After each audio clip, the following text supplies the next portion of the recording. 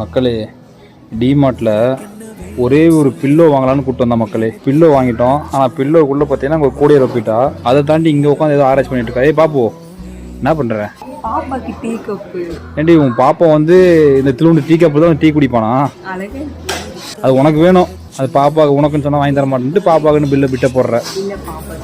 பாப்பாவுக்கு கசாயம் யூஸ் பண்ணுவேன். பாப்பாவுக்கு அதில் என்னடி இப்போ நம்ம திருவண்டு இருக்கு அழகா இருக்குல்ல, வாங்கிட்டு வச்சு போய் வீட்டில்